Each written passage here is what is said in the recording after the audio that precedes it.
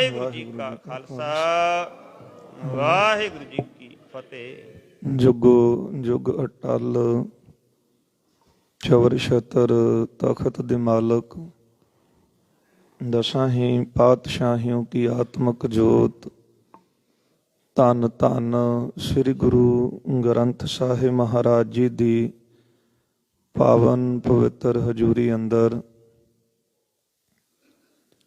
ਧੰਨ ਧੰਨ ਸਾਹਿਬ ਸ੍ਰੀ ਗੁਰੂ ਤੇਗ ਬਹਾਦਰ ਸਾਹਿਬ ਮਹਾਰਾਜ ਜੀ ਦੇ ਚਰਨ ਛੋਹ ਅਸਥਾਨ ਸਤਿਗੁਰਾਂ ਦੀ ਪਾਵਨ ਹਜ਼ੂਰੀ ਵਿੱਚ ਅੰਮ੍ਰਿਤ ਵੇਲੇ ਤੋਂ ਸੁੰਦਰ ਦੀਵਾਨ ਸਜੇ ਹਨ।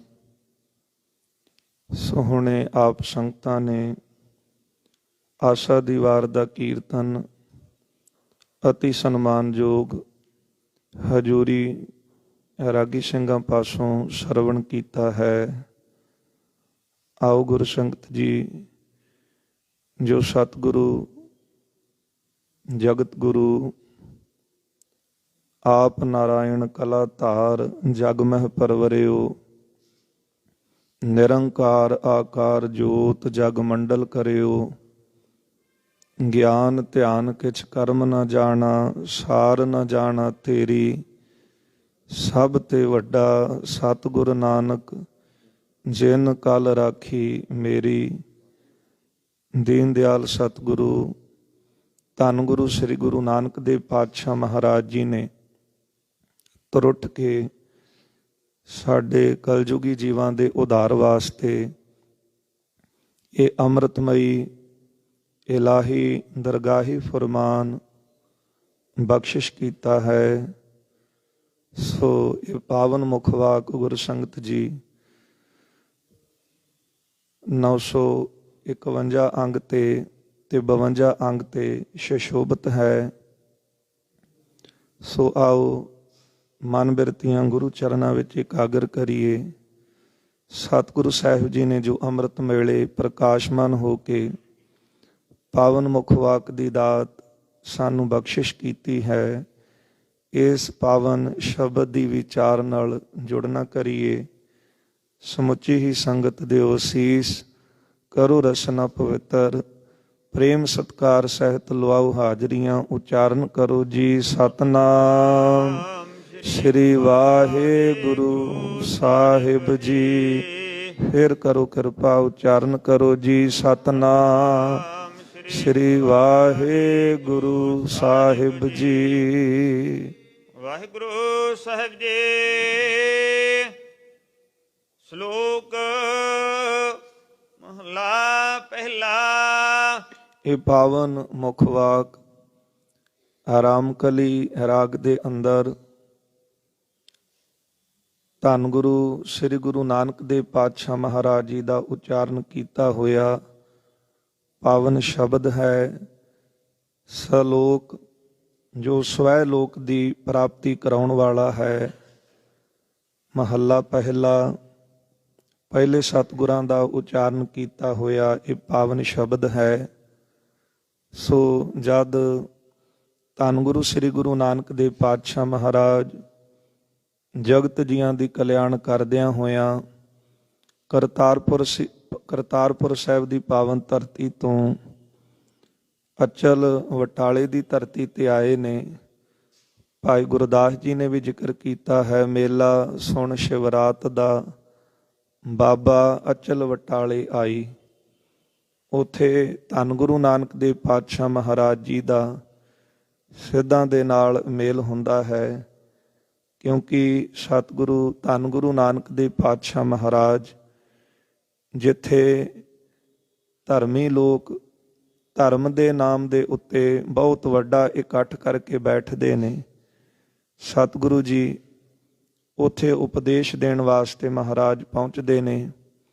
ਸੋ ਜਦੋਂ ਸਤਿਗੁਰੂ ਜੀ ਦਾ ਸਿੱਧਾਂ ਨਾਲ ਮੇਲ ਹੋਇਆ, ਉਦੋਂ ਸਿੱਧਾਂ ਨੇ ਧੰਨ ਗੁਰੂ ਨਾਨਕ ਦੇਵ ਪਾਤਸ਼ਾਹ ਮਹਾਰਾਜ ਬਾਰੇ ਜਾਣਿਆ ਕਿ ਇਹ ਜਗਤ ਦੀ ਕਲਿਆਣ ਕਰਨ ਵਾਸਤੇ ਸਤਿਗੁਰੂ ਪਰਮੇਸ਼ਰ ਸਰੂਪ ਸਰਗੁਣ ਸਰੂਪ ਧਾਰਨ ਕਰਕੇ ਸੰਸਾਰ ਤੇ ਆਏ ਨੇ।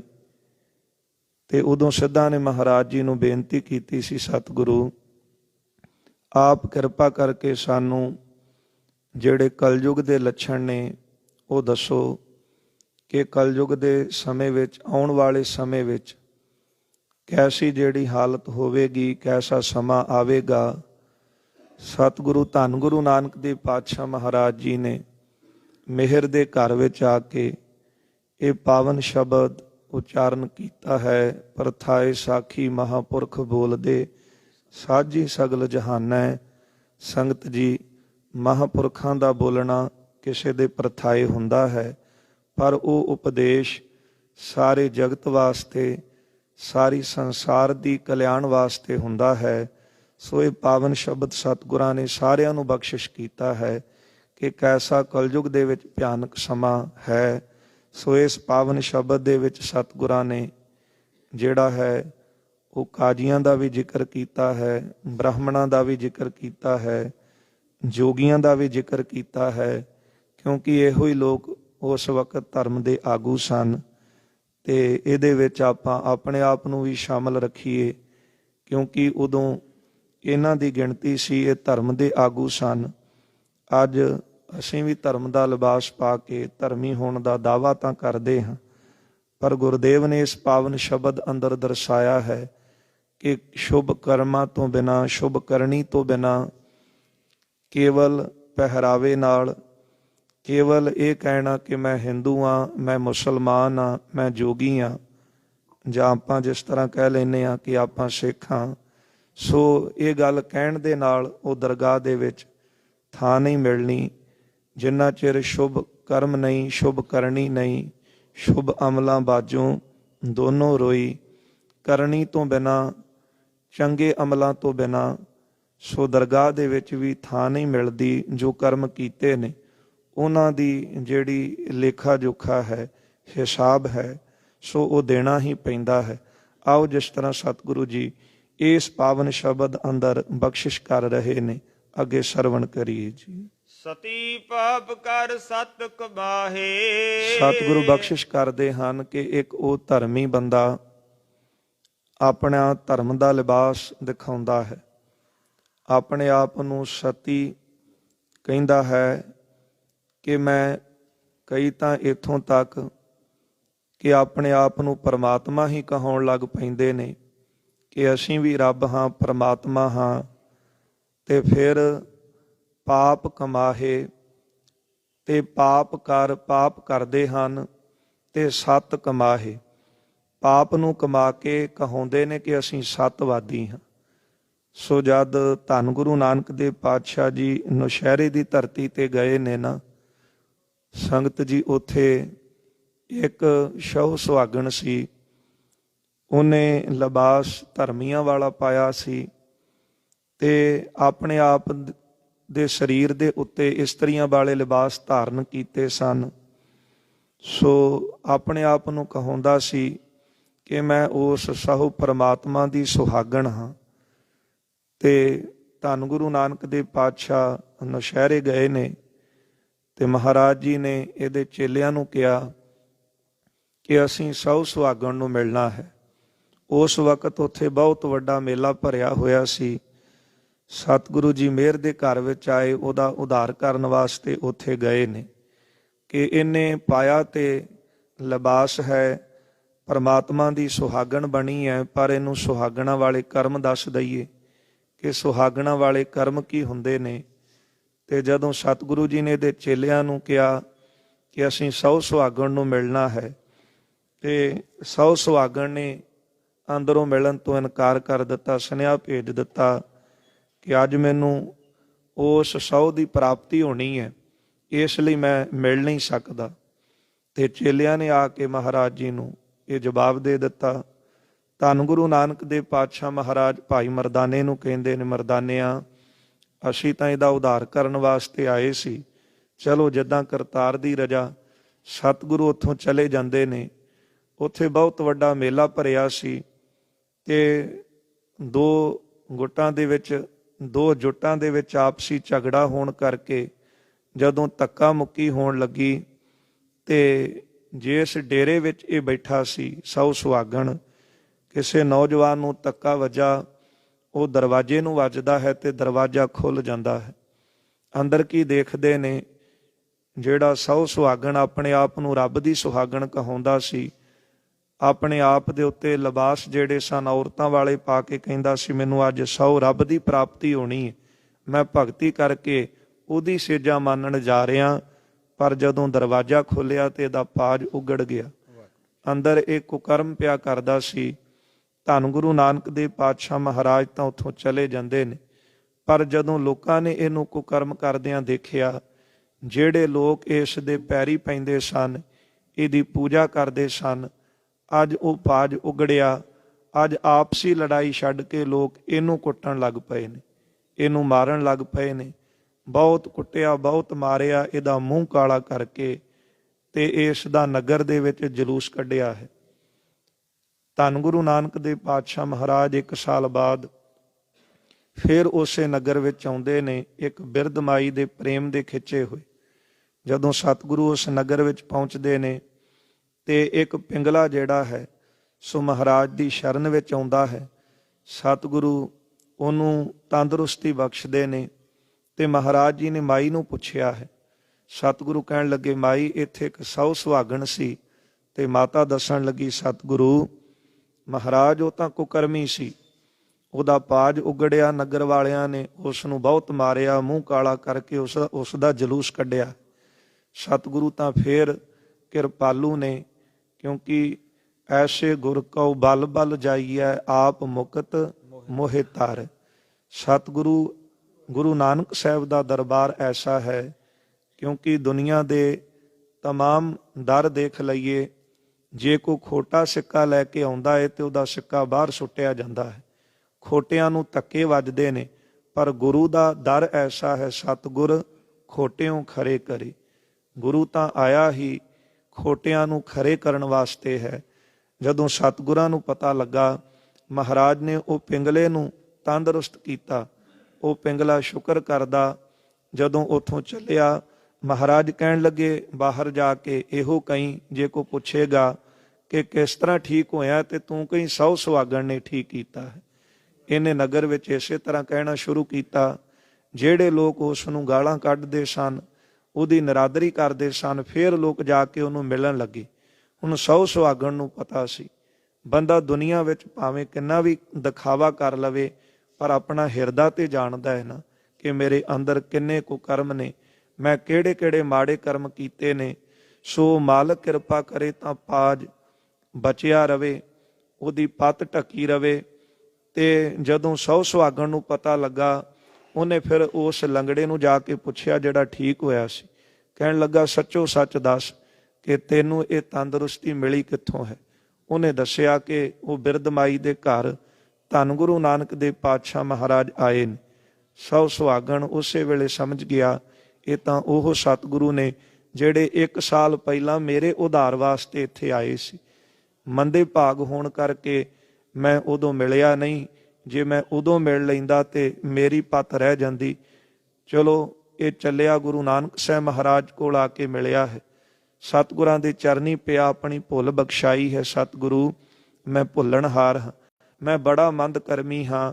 ਮੈਂ ਧਰਮੀਆਂ ਵਾਲਾ ਲਿਬਾਸ ਪਾ ਕੇ ਇਹ ਕਹਿੰਦਾ ਰਿਹਾ ਕਿ ਮੈਨੂੰ ਰੱਬ ਦੀ ਪ੍ਰਾਪਤੀ ਹੋਣੀ ਹੈ, ਮੈਂ ਰੱਬ ਵੀ ਕਹਾਉਂਦਾ ਰਿਹਾ, ਪਰ ਕਰਦਾ ਮੈਂ ਪਾਪ ਸੀ। ਕਹਾਉਂਦਾ ਮੈਂ ਆਪਣੇ ਆਪ ਨੂੰ ਸਤ ਕਮਾਹੇ, ਆਪਣੇ ਆਪ ਨੂੰ ਸਤਵਾਦੀ ਕਹਾਉਂਦਾ ਸੀ। ਸਤਿਗੁਰੂ ਮੇਰੀਆਂ ਭੁੱਲਾਂ ਬਖਸ਼ ਦਿਓ। ਧੰਨ ਗੁਰੂ ਨਾਨਕ ਦੇਵ ਪਾਤਸ਼ਾਹ ਮਿਹਰ ਦੇ ਘਰ ਵਿੱਚ ਆਏ ਨੇ ਤੇ ਸੰਗਤ ਜੀ, ਸਤਿਗੁਰੂ ਜੀ ਨੇ ਇਸ ਨੂੰ ਉਪਦੇਸ਼ ਦਿੱਤਾ ਹੈ ਕਿ ਇਹ ਮਨੁੱਖਾ ਜਨਮ ਪਰਮਾਤਮਾ ਦੀ ਭਗਤੀ ਕਰਨ ਵਾਸਤੇ ਮਿਲਿਆ ਹੈ, ਨਾ ਕਿ ਪਖੰਡ ਕਰਕੇ ਲੋਕਾਂ ਨੂੰ ਦਿਖਾਉਣ ਵਾਸਤੇ। ਸਤਿਗੁਰਾਂ ਨੇ ਪਾਵਨ ਸ਼ਬਦ ਉਚਾਰਨ ਕੀਤਾ, ਇਹੋ ਤਨ ਮਾਇਆ ਪਾਹਿਆ ਪਿਆਰੇ, ਲੀਤੜਾ ਲੱਭ ਰੰਗਾਏ, ਮੇਰਾ ਕੰਤ ਨਾ ਭਾਵੈ ਚੋਲੜਾ ਪਿਆਰੇ, ਕਿਉਂ ਧਨ ਸੇਜਿਆ ਜਾਏ। ਮੇਰੇ ਕੰਤ ਪਤੀ ਨੂੰ ਦਿਖਾਵੇ ਵਾਲੇ ਚੋਲੇ ਪ੍ਰਵਾਨ ਨਹੀਂ, ਸੋ ਮੇਰੇ ਕੰਤ ਨੂੰ, ਪਰਮਾਤਮਾ ਨੂੰ, ਉਹਦੀ ਸੇਜਾਂ ਨੂੰ ਤਾਂ ਮਾਣ ਸਕਦੇ ਹਾਂ ਜੇ ਉਹਦੇ ਹੁਕਮ ਦੇ ਵਿੱਚ, ਉਹਦੀ ਰਜਾ ਦੇ ਵਿੱਚ ਚੱਲੀਏ। ਉਹਦੀ ਭਗਤੀ ਕਰਕੇ ਹੀ ਉਹਦੀ ਸੇਜਾ ਮਾਣੀ ਜਾ ਸਕਦੀ ਹੈ। ਨਹੀਂ ਤਾਂ ਏਕਾ ਸੇਜ ਵਿਸ਼ੇ ਧਨ ਕੰਤਾ, ਧਨ ਸੂਤੀ ਫਿਰ ਸਦ ਜਾਗੰਤਾ। ਸਤਿਗੁਰੂ ਕਿਰਪਾ ਕਰਦੇ ਨੇ, ਸਤੀ ਪਾਪ ਕਰ ਸਤ ਕਮਾਹੇ, ਆਪਣੇ ਆਪ ਨੂੰ ਪਰਮਾਤਮਾ ਵੀ ਕਹਾਉਂਦਾ ਹੈ, ਕਰਦਾ ਪਾਪ ਹੈ ਤੇ ਫਿਰ ਦੁਨੀਆ ਦੇ ਵਿੱਚ ਦਿਖਾਵੇ ਵਾਲੇ ਕਰਮ ਕਰਕੇ ਕਹਿੰਦਾ ਹੈ ਕਿ ਮੇਰੇ ਵਰਗਾ ਸਤੀ ਕੋਈ ਨਹੀਂ, ਧਰਮੀ ਕੋਈ ਨਹੀਂ ਹੈ। ਗੁਰ ਦੀਖਿਆ ਕਰ ਦੇਵਨ ਜਾਹੇ, ਕਰਦਾ ਪਾਪ ਹੈ ਪਰ ਗੁਰ ਦੀਖਿਆ ਉਪਦੇਸ਼ ਦੇਣ ਵਾਸਤੇ ਘਰ ਦੇਵਨ ਜਾਹੇ, ਤੇ ਲੋਕਾਂ ਦੇ ਸੇਵਕਾਂ ਦੇ ਘਰ ਜਿਹੜੀ ਸਿੱਖਿਆ ਹੈ ਉਹ ਦੇਣ ਵਾਸਤੇ ਜਾਂਦਾ ਹੈ। ਇਹ ਗੁਰਦੇਵ ਨੇ ਕਲਯੁਗ ਦੇ ਲੱਛਣ ਦੱਸੇ ਨੇ। ਭਾਈ ਗੁਰਦਾਸ ਜੀ ਨੇ ਵੀ ਜ਼ਿਕਰ ਕੀਤਾ ਹੈ, ਸੇਵਕ ਚੇਲੇ ਬੈਠਣ ਘਰਾਂ ਵਿੱਚ, ਗੁਰ ਉੱਠ ਘਰੀ ਤੇ ਨਾੜੇ ਜਾਹੀ। ਇਹ ਕਲਯੁਗ ਦੇ ਲੱਛਣ ਨੇ ਕਿ ਗੁਰ ਦੀਖਿਆ ਘਰ ਦੇਵਨ ਜਾਹੇ।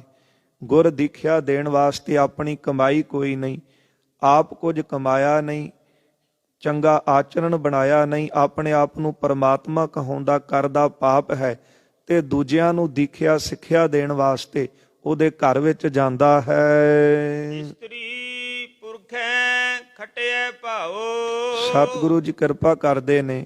ਮਹਾਰਾਜ ਕਹਿੰਦੇ ਨੇ ਕਲਯੁਗ ਦੇ ਵਿੱਚ ਇਸਤਰੀ ਦਾ ਤੇ ਪੁਰਖ ਦਾ ਭਾਉ ਪ੍ਰੇਮ ਸਿਰਫ ਖਟਿਆ ਧਨ ਕਰਕੇ ਹੈ।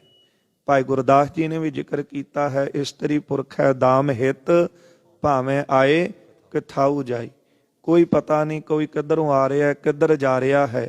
ਸੋ ਕੇਵਲ ਜੇ ਪੁਰਖ ਧਨ ਲੈ ਕੇ ਆਉਂਦਾ ਹੈ ਤੇ ਇਸਤਰੀ ਉਹਨੂੰ ਪੁੱਛੇਗੀ, ਤੇ ਜੇ ਇਸਤਰੀ ਆਪਣੇ ਪੇਕੇ ਘਰੋਂ ਕੁਝ ਲੈ ਕੇ ਆਉਂਦੀ ਹੈ ਤੇ ਪੁਰਖ ਉਹਨੂੰ ਪੁੱਛਦਾ ਹੈ।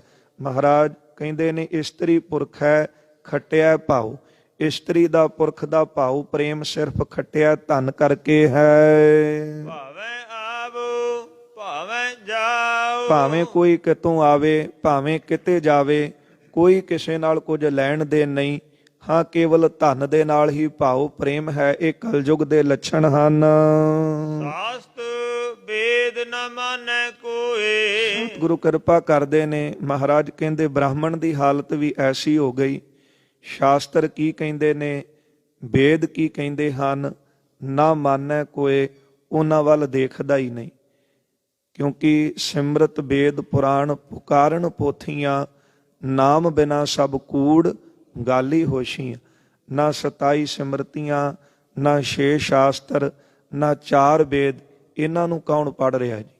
ਅੱਜ ਜਿੰਨਾ ਦੁਨੀਆ ਦੇ ਵਿੱਚ ਝਗੜਾ ਹੈ ਉਹ ਕੇਵਲ ਅਗਿਆਨੀ ਲੋਕਾਂ ਦਾ ਹੈ। ਝਗੜੇ ਧਰਮ ਦੇ ਹੀ ਖੜੇ ਕੀਤੇ ਨੇ, ਪਰ ਹੈ ਅਗਿਆਨੀਆਂ ਦੇ। ਨਾ ਉਹ ਸ਼ਾਸਤਰ ਪੜ੍ਹਨ, ਨਾ ਵੇਦ ਪੜ੍ਹਨ, ਨਾ ਸਿਮਰਤੀਆਂ ਪੜ੍ਹਨ, ਕੇਵਲ ਪਹਿਰਾਵਾ ਪਾ ਕੇ ਮੈਂ ਧਰਮੀ ਹਾਂ, ਮੈਂ ਧਰਮੀ ਹਾਂ, ਮੇਰੇ ਧਰਮ ਦਾ ਹੀ ਬੋਲਬਾਲਾ ਸਾਰੇ ਸੰਸਾਰ ਵਿੱਚ ਹੋਵੇ। ਇਹ ਬਹੁਤ ਵੱਡੀ ਅਗਿਆਨਤਾ ਹੈ। ਸਤਿਗੁਰੂ ਕਿਰਪਾ ਕਰਦੇ ਨੇ। ਮਹਾਰਾਜ ਸ਼ਾਸਤ ਵੇਦ ਨਾ ਮਾਨੈ ਕੋਈ। ਮਹਾਰਾਜ ਕਹਿੰਦੇ ਬ੍ਰਾਹਮਣ ਦੀ ਵੀ ਕਲਯੁਗ ਦੇ ਵਿੱਚ ਐਸੀ ਹਾਲਤ ਹੈ, ਨਾ ਉਹ ਸ਼ਾਸਤਰ ਨੂੰ ਮੰਨਦਾ ਹੈ, ਨਾ ਉਹ ਵੇਦ ਨੂੰ ਮੰਨਦਾ ਹੈ। ਆਪੋ ਆਪੈ ਪੂਜਾ ਹੋਏ, ਬਸ ਆਪੋ ਆਪਣੀ ਦੇਹ ਦੀ ਪੂਜਾ ਕਰਾਉਣ ਵਾਸਤੇ ਤਿਆਰ ਹੈ। ਕਿਉਂਕਿ ਸ਼ਾਸਤਰ ਵਿੱਚ ਵੇਦਾਂ ਵਿੱਚ ਇਹੋ ਉਪਦੇਸ਼ ਸੀ ਕਿ ਪਰਮਾਤਮਾ ਦੀ ਭਗਤੀ ਕਰਨ ਵਾਸਤੇ ਸਾਰਿਆਂ ਨੂੰ ਇੱਕ ਪਰਮਾਤਮਾ ਦੇ ਲੜ ਲਾਉਣਾ, ਪਰ ਧਰਮੀਆਂ ਵਾਲੇ ਲਿਬਾਸ ਪਾ ਕੇ ਇਹ ਵੀ ਆਪਣੀ ਦੇਹ ਦੀ ਪੂਜਾ ਕਰਾਉਣ ਲੱਗ ਪਿਆ। ਕਾਜੀ ਹੋਏ ਕੈ ਬਹਿ ਨਿਆਏ, ਅੱਗੇ ਕਾਜੀ ਦੀ ਗੱਲ ਸਤਿਗੁਰੂ ਕਰਦੇ ਨੇ। ਮਹਾਰਾਜ ਕਹਿੰਦੇ ਕਲਯੁਗ ਦੇ ਵਿੱਚ ਕਾਜੀ ਜਿਹੜੇ ਨੇ ਨਾ, ਉਹ ਆਪਣੇ ਆਪ ਦੇ ਵਿੱਚ ਕਾਜੀ ਬਣ ਕੇ ਨਿਆਂ ਕਰਨ ਵਾਸਤੇ ਬੈਠਦੇ ਨੇ। ਤੇਰੇ ਤਸਬੀਹ ਕਰੇ ਖੁਦਾ, ਤੇ ਲੋਕਾਂ ਨੂੰ ਦਿਖਾਉਣ ਵਾਸਤੇ ਤਸਬੀਹ ਫੇਰਦਾ ਹੈ ਤੇ ਖੁਦਾ ਖੁਦਾ ਮੂੰਹ ਤੋਂ ਬੋਲਦਾ ਹੈ। ਵੱਡੀ ਲੈ ਕੇ ਹੱਕ ਗਵਾਏ, ਪਰ ਕਾਜੀ ਦੀ ਵੀ ਹਾਲਤ ਐਸੀ ਹੋ ਚੁੱਕੀ ਹੈ, ਕਾਜੀ ਹੋਏ ਰਿਸ਼ਵਤੀ, ਵੱਡੀ ਲੈ ਕੇ ਹੱਕ ਗਵਾਈ। ਕਾਜੀ ਦਾ ਜਿਹੜਾ ਸੀ ਉਹ ਬਹੁਤ ਵੱਡਾ ਰੁਤਬਾ ਸੀ, ਸਤਕਾਰ ਸੀ, ਤੇ ਉਹਦਾ ਫਰਜ਼ ਬਣਦਾ ਸੀ ਕਿ ਜੇ ਕੋਈ ਉਹਦੇ ਕੋਲ ਚੱਲ ਕੇ ਆਵੇ ਤੇ ਉਹ ਸੱਚੇ ਨੂੰ ਸੱਚਾ ਕਰੇ, ਝੂਠੇ ਨੂੰ ਝੂਠਾ ਕਰੇ। ਪਰ ਮਹਾਰਾਜ ਕਹਿੰਦੇ ਕਲਯੁਗ ਦੇ ਵਿੱਚ ਕਾਜ਼ੀਆਂ ਦੀ ਐਸੀ ਹਾਲਤ ਹੈ ਕਿ ਤਸਬੀਹ ਫੇਰਦਾ ਹੈ ਕਰੈ ਖੁਦਾਏ, ਪਰ ਵੱਡੀ ਲੈ ਕੇ ਹੱਕ ਗਵਾਏ, ਪਰ ਵੱਡੀ ਲੈ ਕੇ ਰਿਸ਼ਵਤ ਲੈ ਕੇ ਜਿਹੜਾ ਸੱਚਾ ਏ ਉਹਨੂੰ ਝੂਠਾ ਕਰ ਦਿੰਦਾ ਏ। ਤੇ ਜਿਹੜਾ ਝੂਠਾ ਹੈ ਉਹਨੂੰ ਸੱਚਾ ਕਰ ਦਿੰਦਾ ਹੈ। ਜੇ ਕੋ ਪੁੱਛੈ ਤਾਂ ਪੜ ਸੁਣਾਏ। ਤੇ ਜੇ ਕੋਈ ਉਹਨੂੰ ਪੁੱਛਦਾ ਹੈ, ਪਹਿਲੀ ਗੱਲ ਤੇ ਉਹ ਧਾਰਮਿਕ ਪੁਸਤਕਾਂ ਪੜ੍ਹਦਾ ਹੀ ਨਹੀਂ, ਪਰ ਜੇ ਕੋਈ ਉਹਨੂੰ ਕੁਝ ਪੁੱਛੇ ਤੇ ਫਿਰ ਉਹ ਕੋਈ ਨਾ ਕੋਈ ਪੁਸਤਕ ਜਿਹੜੀ ਹੈ ਉਹ ਆਪਣੇ ਸਵਾਰਥ ਵਾਸਤੇ ਉਹਨੇ ਰੱਖੀ ਹੋਈ ਤੇ ਸਵਾਰਥ ਵਾਲੀ ਗੱਲ ਪੜ੍ਹ ਕੇ ਸੁਣਾ ਦਿੰਦਾ। ਜਿਸ ਤਰ੍ਹਾਂ ਕਿਸੇ ਤੇਲੀ ਨੇ ਆਪਣੇ ਬਲਦ ਨੂੰ ਖੁਰਾਕ ਖਵਾ ਕੇ ਚੰਗਾ ਤਕੜਾ ਕੀਤਾ ਸੀ ਤੇ ਉਸੇ ਨਗਰ ਦੇ ਵਿੱਚ ਇੱਕ ਕਾਜੀ ਦਾ ਵੀ ਬਲਦ ਸੀ, ਪਰ ਕਾਜੀ ਦਾ ਬਲਦ ਮਾੜਾ ਸੀ, ਤੇਲੀ ਦਾ ਬਲਦ ਤਗੜਾ ਸੀ। ਤੇ ਤੇਲੀ ਦਾ ਪੁੱਤਰ ਆਪਣੇ ਬਲਦ ਨੂੰ ਪਾਣੀ ਪਿਆਉਣ ਵਾਸਤੇ ਖੂਹ ਤੇ ਲੈ ਕੇ ਗਿਆ। ਉਧਰੋਂ ਕਾਜੀ ਦਾ ਵੀ ਜਿਹੜਾ ਪੁੱਤਰ ਸੀ ਉਹ ਆਪਣਾ ਬਲਦ ਲੈ ਕੇ ਉਹ ਖੂਹ ਤੇ ਪਾਣੀ ਪਿਆ ਰਿਹਾ ਸੀ। ਜਿਹੜਾ ਤੇਲੀ ਦਾ ਬਲਦ ਸੀ ਨਾ, ਉਹਨੇ ਕਾਜੀ ਦੇ ਬਲਦ ਨੂੰ ਲੱਤ ਮਾਰ ਕੇ, ਢੁੱਡ ਮਾਰ ਕੇ ਉਹਦੀ ਲੱਤ ਤੋੜ ਦਿੱਤੀ। ਤੇ ਜਦੋਂ ਤੇਲੀ ਦੇ ਪੁੱਤਰ ਨੇ ਆ ਕੇ ਆਪਣੇ ਬਾਪ ਨੂੰ ਦੱਸਿਆ ਕਿ ਅੱਬਾ, ਸਾਡੇ ਬਲਦ ਨੇ ਜਿਹੜਾ ਕਾਜੀ ਸੀ ਨਾ ਉਹਦੇ ਬਲਦ ਦੀ ਲੱਤ ਤੋੜ ਦਿੱਤੀ। ਤੇ ਤੇਲੀ ਨੇ ਸੋਚਿਆ ਕਿ ਛੇਤੀ ਦਾ ਉਪਾਅ ਕਰ ਲਈਏ। ਉਹ ਕਾਜੀ ਦੇ ਪੁੱਤਰ ਦੇ ਘਰ ਜਾਣ ਤੋਂ ਪਹਿਲਾਂ ਉਹਦੇ ਘਰੇ ਪਹੁੰਚ ਗਿਆ। ਤੇਲੀ ਜਾ ਕੇ ਕਾਜੀ ਨੂੰ ਕਹਿਣ ਲੱਗਾ ਕਿ ਕਾਜੀ ਜੀ, ਮੈਨੂੰ ਇੱਕ ਗੱਲ ਦੱਸੋ, ਜੇ ਦੋ ਬਲਦ ਆਪਸ ਵਿੱਚ ਲੜ ਪੈਣ ਤੇ ਇੱਕ ਬਲਦ ਦੂਜੇ ਦੀ ਲੱਤ ਤੋੜ ਦੇ ਤੇ ਫਿਰ ਦੱਸੋ ਕੀ ਡੰਡ ਲੱਗਦਾ ਹੈ। ਤੇ ਅੱਗੋਂ ਕਾਜੀ ਕਹਿਣ ਲੱਗਾ ਕਿ ਦੇਖੋ, ਇਹ ਤਾਂ ਪਸ਼ੂ ਨੇ, ਇਹ ਕਿਹੜਾ ਕਿਸੇ ਦੇ ਸਿਖਾਏ ਨੇ। ਪਸ਼ੂ ਆਪਸ ਵਿੱਚ ਲੜ ਪੈਣ ਤੇ ਇੱਕ ਦੂਜੇ ਦੀ ਲੱਤ ਤੋੜ ਦੇਣ, ਉਹਦੇ ਵਿੱਚ ਤਾਂ ਕੋਈ ਸਜ਼ਾ ਨਹੀਂ। ਇੰਨੇ ਚਿਰ ਵਿੱਚ ਕਾਜੀ ਦਾ ਪੁੱਤਰ ਰੋਂਦਾ ਰੋਂਦਾ ਘਰੇ ਆ ਗਿਆ। ਕਹਿਣ ਲੱਗਾ ਕਾਜੀ ਨੂੰ, ਅੱਬਾ ਜਾਨ, ਜਿਹੜੇ ਬਲਦ ਦੀ ਲੱਤ ਟੁੱਟੀ ਹੈ ਨਾ ਉਹ ਬਲਦ ਆਪਣਾ ਹੈ। ਤੇ ਇੰਨੇ ਚਿਰ ਵਿੱਚ ਕਾਜੀ ਤੇਲੀ ਨੂੰ ਕਹਿੰਦਾ, ਖੜ ਜਾ, ਲੈ ਜਾਈ ਨਾ, ਮੈਂ ਤਾਂ ਲਾਲ ਕਿਤਾਬ ਦੇਖੀ ਨਹੀਂ ਸੀ, ਉਹ ਦੇਖਣ ਤੋਂ ਪਹਿਲਾਂ ਹੀ ਤੈਨੂੰ ਮੈਂ ਫੈਸਲਾ ਸੁਣਾ ਦਿੱਤਾ। ਉਹਨੇ ਲਾਲ ਕਿਤਾਬ ਚੁੱਕੀ, ਕੁਝ ਵਰਕੇ ਇੱਧਰ ਕੀਤੇ ਤੇ ਕੁਝ ਉੱਧਰ ਕੀਤੇ। ਕਹਿਣ ਲੱਗਾ, ਲਾਲ ਕਿਤਾਬ ਦੇ ਵਿੱਚ ਤਾਂ ਇਦਾਂ ਲਿਖਿਆ ਹੈ, ਲਾਲ ਕਿਤਾਬ ਬਖਾਨੇ ਇਉਂ, ਤੇਲੀ ਬਲਦ ਪੜਾਏ ਕਿਉਂ, ਖਲ ਖੁਆਏ ਕੀਆ ਮੁਸ਼ਟੰਦ, ਬੈਲ ਕਾ ਬੈਲ ਤੇ 20 ਰੁਪਏ ਡੰਡ। ਉਹ ਕਹਿਣ ਲੱਗਾ, ਤੇਲੀ ਤੂੰ ਆਪਣਾ ਬਲਦ ਜਿਹੜਾ ਖਲ ਖੁਆ ਕੇ ਤਗੜਾ ਕੀਤਾ ਹੈ ਤੇ ਤੂੰ ਜਾਣ ਬੁੱਝ ਕੇ ਪੜਾਇਆ ਹੈ, ਤੇ ਬੈਲ ਦੇ ਬਦਲੇ ਹੁਣ ਮੈਨੂੰ ਬੈਲ ਦੇ ਤੇ ਉੱਤੇ 20 ਰੁਪਏ ਡੰਡ ਵੀ ਭਰ। ਸਤਿਗੁਰੂ ਗੁਰੂ ਨਾਨਕ ਦੇਵ ਪਾਤਸ਼ਾਹ ਮਹਾਰਾਜ ਇੱਥੇ ਬਖਸ਼ਿਸ਼ ਕਰਦੇ ਹਨ। ਸਤਿਗੁਰੂ ਕਹਿਣ ਲੱਗੇ, ਕਿੱਥੇ ਦੱਸੋ, ਪੜ੍ਹ ਦੋ ਫਿਰ। ਸੱਚੇ ਪਾਤਸ਼ਾਹ, ਫੇਰੇ ਤਸਬੀਹ ਕਰੇ ਖੁਦਾਏ, ਵੱਡੀ ਲੈ ਕੇ ਹੱਕ ਗਵਾਏ। ਹਾਂ, ਮਹਾਰਾਜ ਕਹਿੰਦੇ ਤਸਬੀਹ ਫੇਰਦਾ ਹੈ, ਖੁਦਾ ਖੁਦਾ ਕਰਦਾ ਹੈ, ਵੱਡੀ ਲੈ ਕੇ ਹੱਕ ਗਵਾ ਦਿੰਦਾ ਹੈ। ਜੇ ਕੋ ਪੁੱਛੈ ਤਾਂ ਪੜ ਸੁਣਾਏ। ਹਾਂ, ਜੇ ਕੋਈ ਅੱਗੋਂ ਪੁੱਛਦਾ ਹੈ ਤੇ ਆਪਣੇ ਹਿਸਾਬ ਨਾਲ, ਆਪਣੇ ਸਵਾਰਥ ਲਈ ਕੁਝ ਕਿਤਾਬਾਂ ਇਹਨੇ ਰੱਖੀਆਂ ਹੋਈਆਂ ਨੇ, ਉਹ ਪੜ੍ਹ ਕੇ ਸੁਣਾ ਦਿੰਦਾ ਹੈ ਕਿ ਦੇਖੋ ਜੀ, ਫਲਾਣੀ ਜਗ੍ਹਾ ਆ ਲਿਖਿਆ ਹੈ। ਪਰ ਜਿਹੜੀ ਗੱਲ ਕਮਾਉਣ ਵਾਲੀ ਹੈ, ਭਗਤੀ ਕਰਨ ਵਾਲੀ ਹੈ, ਬੰਦਗੀ ਕਰਨ ਵਾਲੀ ਹੈ, ਜੀਵਨ ਨੂੰ ਸਵਾਰਨ ਵਾਲੀ, ਜਿਹੜੀਆਂ ਗੱਲਾਂ ਆਪਣੇ ਤੇ ਢੁੱਕਦੀਆਂ ਨੇ ਉਹਨੂੰ ਸਕਿਪ ਮਾਰ ਜਾਂਦਾ ਹੈ, ਉਹਨੂੰ ਪਰੇ ਕਰ ਦਿੰਦਾ ਹੈ, ਉਹਨੂੰ ਅੱਖੋਂ ਓਹਲੇ ਕਰ ਦਿੰਦਾ ਹੈ। ਮੰਤਰ ਕੰਨ ਹਿਰਦੈ ਸਮਾਏ। ਮਹਾਰਾਜ ਕਹਿੰਦੇ ਤੁਰਕਾਂ ਦਾ ਮੰਤਰ ਜਿਹੜਾ ਹੈ ਉਹ ਕੰਨ ਰਾਹੀਂ ਹਿਰਦੇ ਵਿੱਚ ਸਮਾ ਚੁੱਕਿਆ ਹੈ। ਕਿਉਂਕਿ ਜਦੋਂ ਤੁਰਕਾਂ ਦਾ ਰਾਜ ਸੀ, ਉਦੋਂ ਬ੍ਰਾਹਮਣ ਨੂੰ, ਖੱਤਰੀ ਨੂੰ ਵਿੱਦਿਆ ਪੜ੍ਹਨ ਵਾਸਤੇ ਮਦਰਸੇ ਵਿੱਚ ਜਾਣਾ ਪੈਂਦਾ ਸੀ। ਜਦੋਂ ਉਹ ਫਾਰਸੀ ਪੜ੍ਹਾਉਂਦੇ ਸਨ ਤੇ ਫਾਰਸੀ ਆਰੰਭ ਕਰਨ ਤੋਂ ਪਹਿਲਾਂ ਉਹ ਜਿਹੜੇ ਕਾਜੀ ਲੋਕ ਸਨ, ਉਹ ਪਹਿਲਾਂ ਉਹਨਾਂ ਨੂੰ ਕਲਮਾ ਪੜ੍ਹਾਉਂਦੇ ਸਨ। ਹੁਣ ਆਪਾਂ ਜਾਣਦੇ ਹਾਂ, ਜਿਹੜੀ ਗੱਲ ਬੱਚਾ ਪਕੜ ਕਰਦਾ ਹੈ ਉਹ ਗੱਲ ਛੇਤੀ ਵੱਡਾ ਬੰਦਾ ਫਿਰ ਪਕੜ ਨਹੀਂ ਕਰ ਸਕਦਾ, ਕਿਉਂਕਿ ਜਿਹੜੀ ਮੈਮਰੀ ਬਚਪਨ ਦੇ ਵਿੱਚ ਪਕੜ ਕਰੇਗੀ, ਅੱਜ ਵੀ ਆਪਾਂ ਦੇਖਦੇ ਹਾਂ ਜੋ ਗੱਲਾਂ ਸਾਡੇ ਨਾਲ ਬਚਪਨ ਵਿੱਚ ਬੀਤੀਆਂ ਸਨ ਉਹ ਅੱਜ ਵੀ ਸਾਨੂੰ ਯਾਦ ਨੇ। ਇਸ ਕਰਕੇ ਇਹ ਲੋਕਾਂ ਨੇ ਮਦਰਸੇ ਬਣਾਏ ਸਨ ਤੇ ਵਿੱਦਿਆ ਦਾ ਕੇਂਦਰ ਹੀ ਮਦਰਸਾ ਸੀ।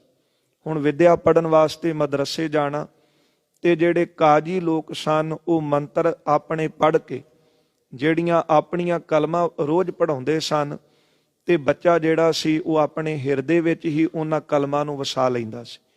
ਅਜੋਕੇ ਸਮੇਂ 'ਚ ਵੀ ਆਪਾਂ ਦੇਖਦੇ ਹਾਂ, ਹੋਰ ਲੋਕਾਂ ਨੇ ਬੜੇ ਸਕੂਲ ਖੋਲ੍ਹੇ ਹੋਏ ਨੇ, ਉਹ ਸਕੂਲ ਦੀ ਸ਼ੁਰੂਆਤ ਹੀ ਆਪਣੇ ਮੰਤਰਾਂ ਤੋਂ ਕਰਦੇ ਨੇ। ਇਹ ਗੱਲ ਵੱਲ ਸਾਨੂੰ ਵੀ ਧਿਆਨ ਦੇਣਾ ਚਾਹੀਦਾ ਹੈ, ਕਿਉਂਕਿ ਸਭ ਤੋਂ ਵੱਧ ਜੇ ਕਿਸੇ ਕੌਮ ਤੇ ਤਸ਼ੱਦਦ ਹੋਇਆ ਤੇ ਉਹ ਯਹੂਦੀਆਂ ਤੇ ਹੋਇਆ ਹੈ। ਆਪ ਸਾਰੇ ਸੂਝਵਾਨ ਜਾਣਦੇ ਹੋ, ਯਹੂਦੀਆਂ ਨੇ ਇਹ ਗੱਲ ਵਿਚਾਰੀ ਸੀ ਕਿ ਜੇ ਅਸੀਂ ਆਪਣੀ ਹੋਂਦ ਨੂੰ ਕਾਇਮ ਰੱਖਣਾ ਹੈ ਤੇ ਫਿਰ ਇੱਕੋ ਇੱਕ ਤਰੀਕਾ ਹੈ, ਸਾਡੇ ਬੱਚੇ ਜਿਹੜੇ ਨੇ ਉਹ ਚੰਗੀ ਤੋਂ ਚੰਗੀ ਐਜੂਕੇਸ਼ਨ ਲੈ ਸਕਣ। ਤੇ ਉਹਨਾਂ ਨੇ ਇਦਾਂ ਕੀਤਾ ਵੀ ਜੀ। ਸਭ ਤੋਂ ਵੱਡਾ ਪੁਰਸਕਾਰ ਹੈ ਨੋਬਲ ਪੁਰਸਕਾਰ, ਤੇ ਜੇ ਆਪਾਂ ਦੇਖਦੇ ਹਾਂ ਤੇ ਸਭ ਤੋਂ ਵੱਧ ਨੋਬਲ ਪੁਰਸਕਾਰ ਉਹ ਯਹੂਦੀਆਂ ਨੇ, ਯਹੂਦੀਆਂ ਦੇ ਹਿੱਸੇ ਆਏ ਨੇ। ਸੋ ਇਸ ਕਰਕੇ ਅੱਜ ਲੋੜ ਹੈ, ਸਾਡੇ ਆਪਣੇ ਸਕੂਲ ਹੋਣੇ ਚਾਹੀਦੇ ਨੇ। ਇਹ ਨਹੀਂ ਕਿ ਆਪਾਂ ਵਿੱਦਿਆ ਚੰਗੀ ਨਾ ਲਈਏ, ਕਿਉਂਕਿ ਜਦੋਂ ਆਪਾਂ ਆਨੰਦਪੁਰ ਸਾਹਿਬ ਦਾ ਇਤਿਹਾਸ ਪੜ੍ਹਦੇ, ਆਨੰਦਪੁਰ ਸਾਹਿਬ ਦੇ ਵਿੱਚ ਗੁਰੂ ਕਲਗੀਧਰ ਸਾਹਿਬ ਮਹਾਰਾਜ ਜੀ ਦੀ ਸ਼ਰਨ ਵਿੱਚ ਆਉਣ ਵਾਲਾ ਕੋਈ ਵੀ ਐਸਾ ਸਿੱਖ ਨਹੀਂ ਸੀ ਜਿਹੜਾ ਅਨਪੜ੍ਹ ਰਹਿ ਗਿਆ ਹੋਵੇ। ਆਨੰਦਪੁਰ ਦਾ ਇਤਿਹਾਸ ਪੜ੍ਹੋ। ਧੰਨ ਗੁਰੂ ਗੋਬਿੰਦ ਸਿੰਘ ਮਹਾਰਾਜ ਜੀ ਨੇ ਜਿੱਥੇ ਸ਼ਸਤਰ ਵਿਦਿਆ ਦੇ ਵਿੱਚ ਉਹਨੂੰ ਨਿਪੁੰਨ ਕੀਤਾ, ਉੱਥੇ ਸ਼ਾਸਤਰ ਵਿਦਿਆ ਵੀ ਦਵਾਈ ਹੈ। ਉੱਥੇ ਮਹਾਰਾਜ ਜੀ ਫਾਰਸੀ, ਅਰਬੀ, ਬ੍ਰਿਜ ਭਾਸ਼ਾ, ਹਿੰਦੀ, ਸੰਸਕ੍ਰਿਤ ਤੇ ਗੁਰਮੁਖੀ, ਸੋ ਹੋਰ ਅਨੇਕਾਂ ਭਾਸ਼ਾਵਾਂ ਜਿਹੜੀਆਂ ਨੇ ਉਹ ਸਤਿਗੁਰਾਂ ਨੇ ਉੱਥੇ ਬਖਸ਼ਿਸ਼ ਕੀਤੀਆਂ ਨੇ। ਸੋ ਇਸ ਕਰਕੇ ਗੁਰੂ ਗ੍ਰੰਥ ਸਾਹਿਬ ਮਹਾਰਾਜ ਜੀ ਦੀ ਪਾਵਨ ਬਾਣੀ ਵਿੱਚ ਅਨੇਕਾਂ ਭਾਸ਼ਾਵਾਂ ਨੇ, ਪਰ ਲਿਪੀ ਜਿਹੜੀ ਹੈ ਉਹ ਸਤਿਗੁਰਾਂ ਨੇ ਗੁਰਮੁਖੀ ਵਰਤੀ ਹੈ। ਇਹ ਗੱਲ ਵੀ ਧਿਆਨ ਵਿੱਚ ਰੱਖਣ ਵਾਲੀ ਹੈ ਕਿ ਸਾਰੀਆਂ ਵਿਦਿਆ ਸਿੱਖ ਹਾਸਲ ਕਰੇ, ਪਰ ਆਪਣੇ ਮੂਲ ਨਾਲੋਂ ਨਾ ਟੁੱਟੇ। ਇਹ ਗੱਲ ਦੀ ਸਾਨੂੰ ਬੜੀ ਲੋੜ ਹੈ। ਸੋ ਅਜੋਕੇ ਸਮੇਂ 'ਚ ਆਪਾਂ ਦੇਖਦੇ ਹਾਂ ਸਕੂਲ ਕਾਲਜ ਐਸੇ ਖੁੱਲ੍ਹੇ ਨੇ ਜਿੱਥੇ ਬੱਚੇ ਨੂੰ ਗੁਰਮੁਖੀ ਪੰਜਾਬੀ ਬੋਲਣ ਵਿੱਚ ਵੀ ਫਾਈਨ ਲਾਇਆ ਜਾਂਦਾ ਹੈ।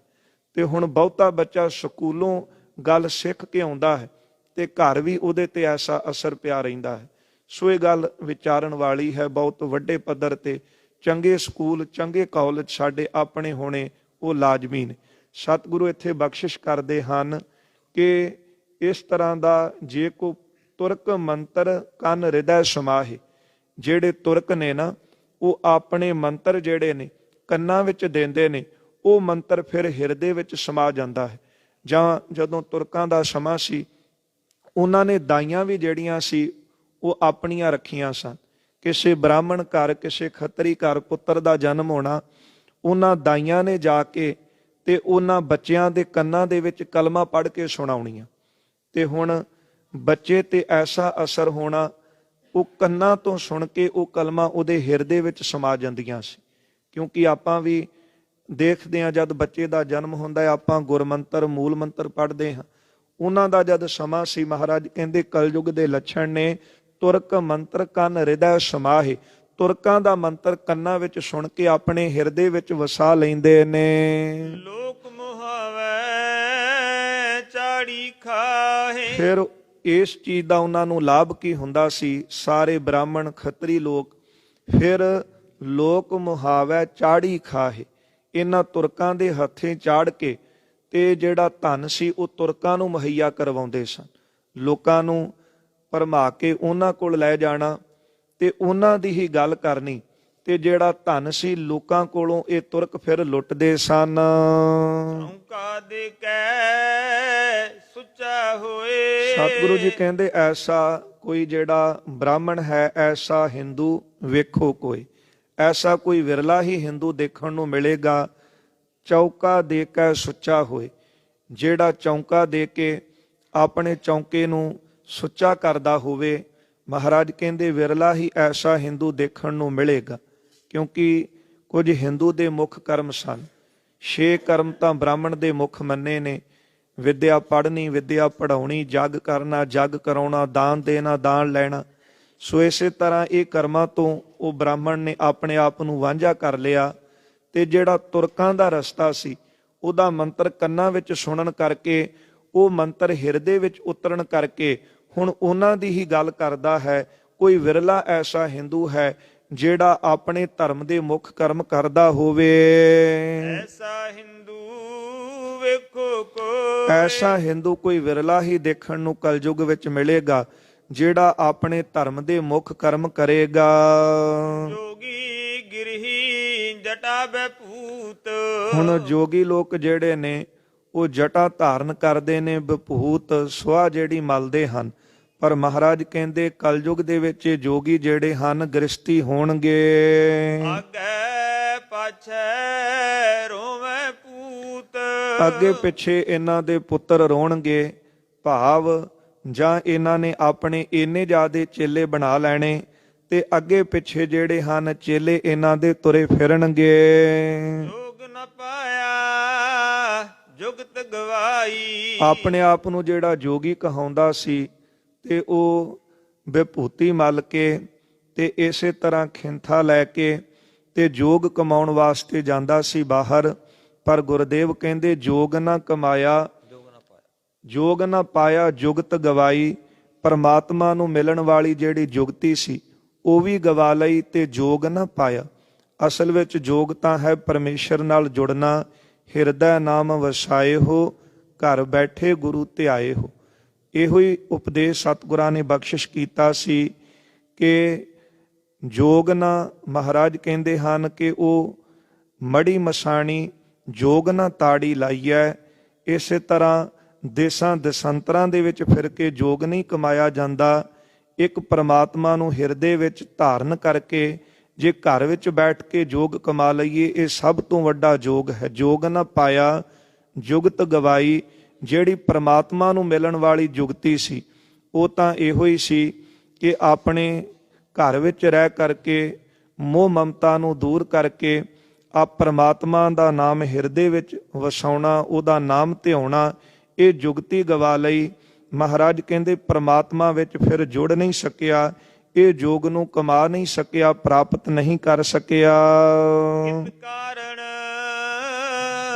ਸਿਰਸ਼ਾਈ ਪਾਈ, ਇਹ ਸਰੀਰ ਨੇ ਤੇਰਾ ਕੀ ਵਿਗਾੜਿਆ ਸੀ? ਕਾਹਦੇ ਵਾਸਤੇ ਆਪਣੇ ਸਿਰ ਦੇ ਵਿੱਚ ਸੁਆਹ ਪਾਈ?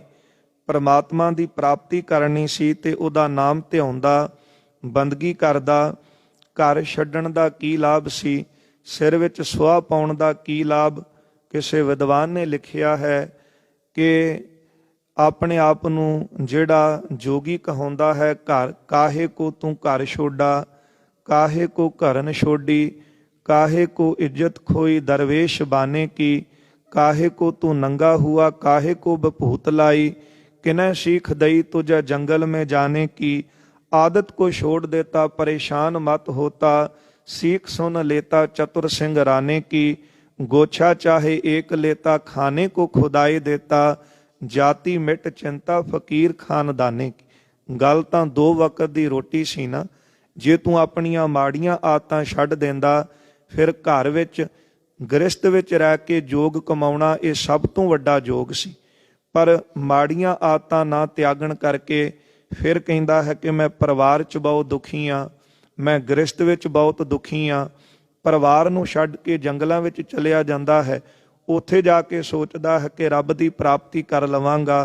पर गुरु तेग बहादुर साहब जी दे पावन बचन ने, काहे रे बन खोजन जाई, सर्ब निवासी सदा अलेपा, तोही संग समाई।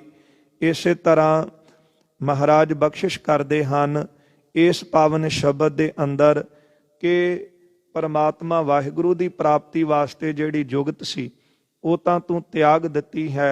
सो इसे करके ऐसी तेरी हालत बन गई है, जोग न पाया जुगत गवाई, कित कारण सिरशाई पाई। ये शरीर दे उत्ते सो सुआ लाउण दा लाभ की सी?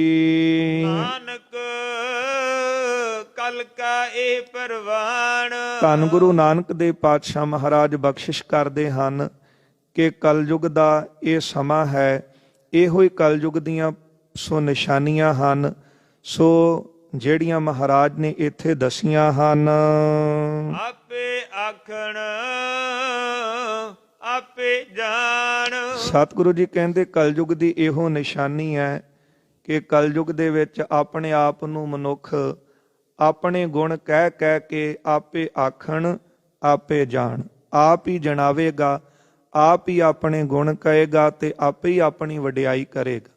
ਇਦਾਂ ਗੱਲ ਤੇ ਨਹੀਂ ਬਣਦੀ।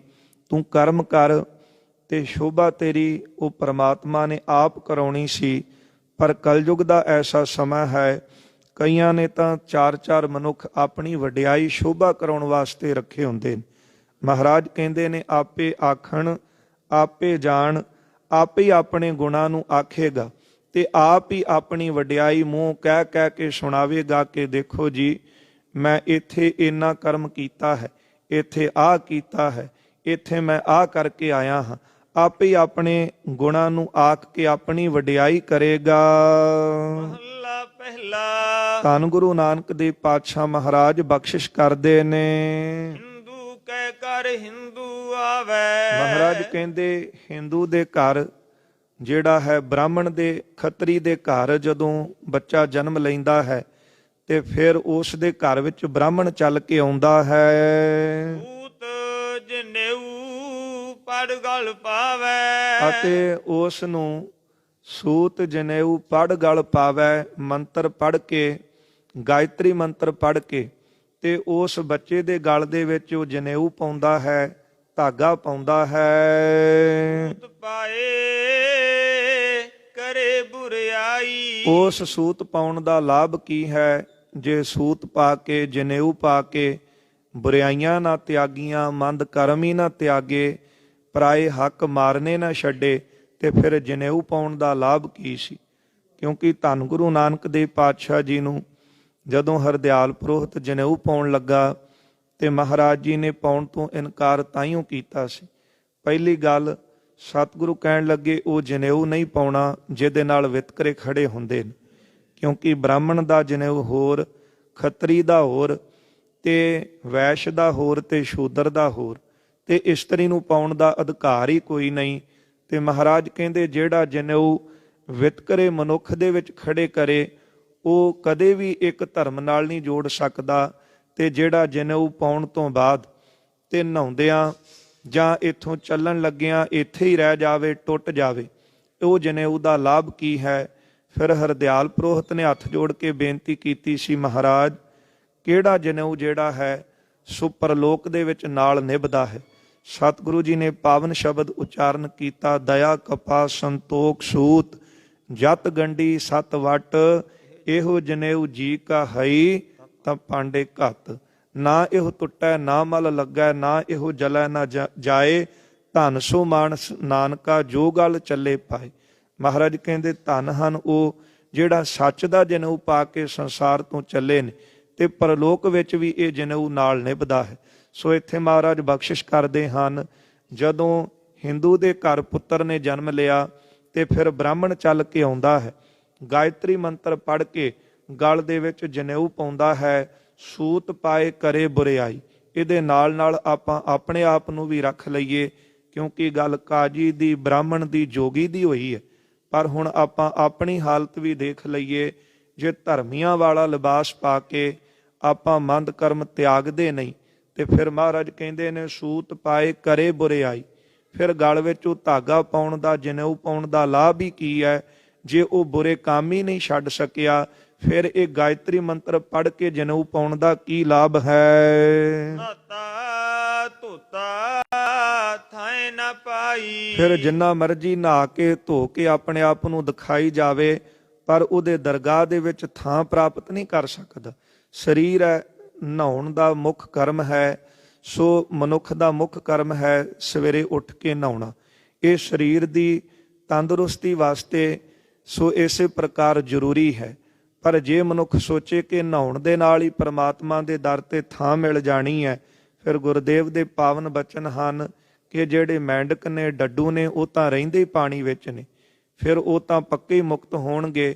ਪਰ ਮਹਾਰਾਜ ਕਹਿੰਦੇ ਏਦਾਂ ਗੱਲ ਨਹੀਂ ਬਣਨੀ, ਕੱਲਾ ਨਹਾ ਲਿਆ, ਜਨੇਊ ਪਾ ਲਿਆ, ਥਾਂ ਨਾ ਪਾਈ, ਕੱਲੇ ਇਹ ਦਿਖਾਵੇ ਦੇ ਕਰਮ ਕਰਨ ਦੇ ਨਾਲ ਪਰਮਾਤਮਾ ਦੀ ਦਰਗਾਹ ਵਿੱਚ ਥਾਂ ਪ੍ਰਾਪਤ ਨਹੀਂ ਹੋ ਸਕੇਗੀ। ਮੁਸਲਮਾਨ ਕਰੇ ਵਡਿਆਈ। ਮਹਾਰਾਜ ਕਹਿੰਦੇ ਦੂਜਾ ਮੁਸਲਮਾਨ ਹੈ, ਉਹ ਆਪਣੇ ਹੀ ਧਰਮ ਦੀ ਵਡਿਆਈ ਕਰਦਾ ਹੈ, ਆਪਣੇ ਹੀ ਦੀਨ ਦੀ ਵਡਿਆਈ ਕਰਦਾ ਹੈ।